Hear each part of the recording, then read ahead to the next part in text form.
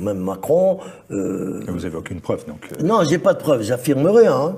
J'ai dit, j'ai le droit de penser. Mais vous pensez quoi? Est-ce qu'on va me faire un procès si je dis ce que je pense?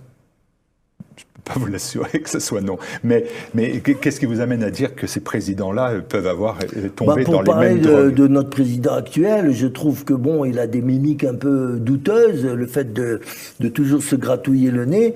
Vous savez, en Hollande, quand j'allais dans les discothèques, quand je suis arrivé en Hollande en 72, je voyais les gens sortir des toilettes, ils faisaient comme ça. C'était le signe, allez, cabalistique, on va dire, du trafic, du consommateur. Et voilà. Mais c'est pas grave, puisque vous dites dans votre bouquin que la cocaïne, c'est moins grave que le tabac ou l'alcool. On est d'accord. Vous êtes ravis. On est d'accord, mais je veux dire aussi qu'il n'y a pas que ces signes-là. Il y a les yeux, le regard. Bon, j'ai trouvé personnellement, après j'affirme rien, que Macron, il avait un drôle de regard ces derniers temps. Hein. Et puis son comportement. Hautain et tout.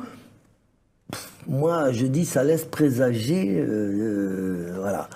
Quand je dis ça, quand même. Choses qui vont pas là. Quand je dis absolument. Alors, je dis quand même qu'on est la troisième puissance nucléaire du monde. Avoir un président cocaïnomane, c'est quand même dangereux, parce que le président est forcément imprévisible. Quand on prend... Alors la cocaïne, ça crée un dédoublement de la personnalité. Quand on s'appelle Chirac et qu'on prend de la cocaïne, on n'est plus Chirac. On est quelqu'un d'autre. Et pas forcément quelqu'un de bien. Et donc, le mec qui peut appuyer sur le bouton nucléaire ou alors ordonner une guerre, vous savez qu'un président, il a quand même pas mal de prérogatives dans ce domaine. Et moi, je trouve... Et puis même, après, le comportement avec le peuple. Vous voyez ce qui se passe en ce moment avec les Gilets jaunes. C'est normal, ça, c'est pas normal. Qu'un président dise... Ça, c'est le comportement.